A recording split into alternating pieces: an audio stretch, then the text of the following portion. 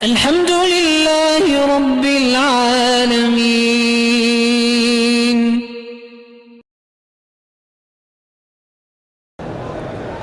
کہتے ہیں کہ ایک عورت 70 سال عمر ہے لیکن بالوں کو کالا رنگ لگاتی ہے، مقصد 70 سال کی عمر میں بھی اس کا فیشن کا شوق ابھی ختم نہیں ہوا۔ اب قبر کے زمانے ہیں کہ کالا رنگ لگانے کے زمانے ہیں۔ بہرحال اگر لگانا چاہے کالا ناجائز ہے، کالے کے علاوہ اور کوئی رنگ لگا سکتے ہیں۔ مجھے یاد ہے میرے والد صاحب رحمۃ اللہ علیہ نے، ان کے جو شیخ تھے نا وہ حضرت خلیفہ غلام احمد دین پوری تھے رحمۃ اللہ علیہ، وہ بڑے لوگوں میں تھے، اللہ والے بھی تھے، اولیاء اللہ میں سے بھی تھے، اور مجاہد بھی تھے، کفار کے خلاف، انگریزوں کے خلاف انہوں نے جہاد کیا، بڑے لوگ تھے۔ بہرحال تو والد صاحب کہتے ہیں میرا حج پر آنے کا ارادہ تھا اور میرے پاس پیسے بھی نہیں تھے، میں نے سوچا اب نیت کر لی ہے تو چلو اللہ مسبب الاسباب ہے، پہلے اپنے شیخ کے پاس جا کے دعا تو کروا لوں، اجازت بھی لے لوں۔ وہ کہتے ہیں تہجد کے وقت میں دین پور میں پہنچا۔ دین پور جو ہے نا خانپور سے چھوٹا سا ایک قصبہ ہے۔ فرماتی ہے میں وہاں پہنچا تو انہوں نے کہا کہ حضرت تو غسل کے لیے تشریف لے گئے ہیں۔ حضرت کو ذکر اللہ کی اتنی حرارت تھی کہ اس زمانے میں جب پانی پر یعنی پٹڑی جمی ہوئی ہے نا، حضرت وہاں بھائی ٹھنڈے پانی میں غسل کرتا اور ململ کا کرتا پہن۔ ذکر اللہ جو ہے نا اس کے اندر بڑا کمال ہے۔ فرماتے ہیں میں آیا تو حضرت کے کو خچر تھا، بگھی بنی ہوئی تھی، اس پہ بیٹھے ہوئے تھے، واپس آ رہے تھے۔ میں نے شاید دیکھ لیا، میں نے کہا ابو خیر محمد ہو؟ میں نے کہا جی کیسے آئے؟ میں نے کہا حضرت حج پہ جا رہا ہوں۔ میں نے کہا اجازت بھی لے لوں، دعا بھی کرا لوں۔ تو میں نے یہ نہیں کہا کہ میرے پاس پیسے نہیں ہیں یا ہیں۔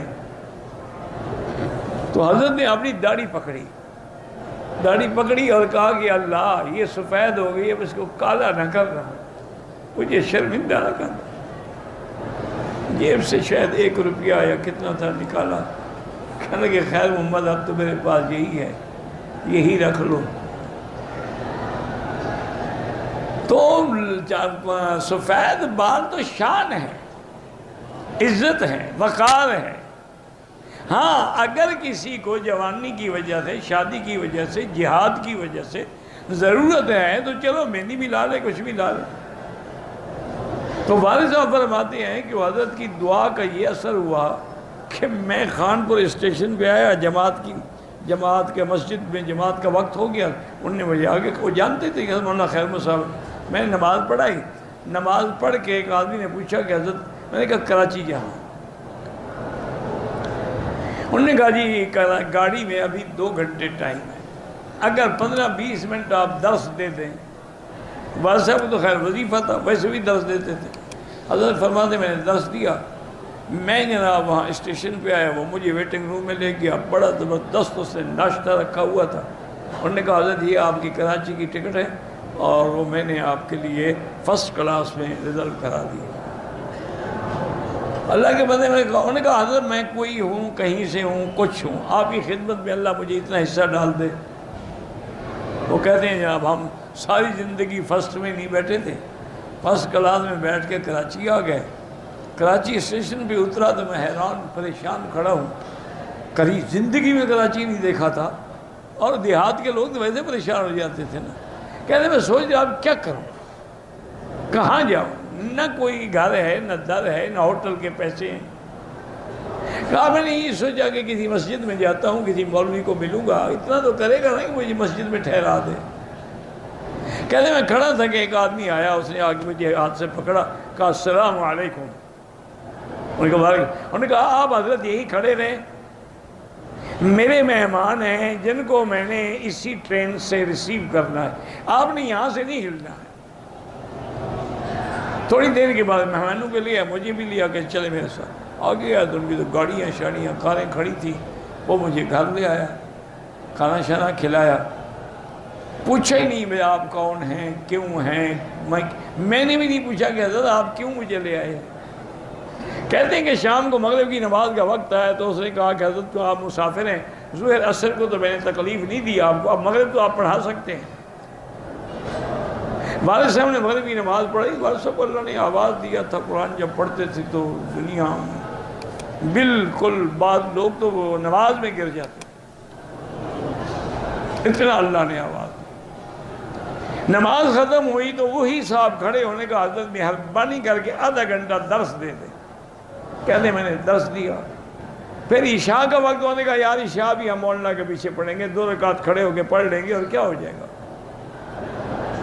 میں نے عشاء پڑھائی. پھر وہ یہ گھر لے گئے. اس نے کہا جی میرا نام حاجی موسیٰ ہے، یہ جو بحری جہاز چلتے ہیں نا، شپنگ کمپنی ہے، اس میں آدھے کا حصے دار. آپ نے کہا، میں نے کہا حج پہ، انہوں نے کہا بس آپ کے حج کا سارا انتظام میرے ذمہ ہو گیا. ان کا نام حاجی موسیٰ، مجھے یاد یہی بتایا تھا. اور بہت بڑی شپنگ کمپنی تھی، کئی جہاز چلتے تھے. وہ کہتے ہیں جی انہوں نے میرا جہاز کے فرسٹ کلاس میں انتظام کرایا، سارے عملے کو ہدایت کی، یہ میرے مہمان ہیں، اور پیسے بھی ان کو دیے کہ جب جدے اتریں، ابھی نہ دیں، نہیں لیں گے تو اس وقت ان کو پیسے بھی دے دیں، اور واپسی پہ لے کے آنا ہے، اور پھر مجھے میرے گھر میں پہنچانا. وہ کہتے ہیں الحمدللہ ہم نے حج کیا، حج کر کے واپس گئے، وہ جو جیب میں حضرت نے 1 روپیہ ڈالا تھا اسی طرح پڑا تھا.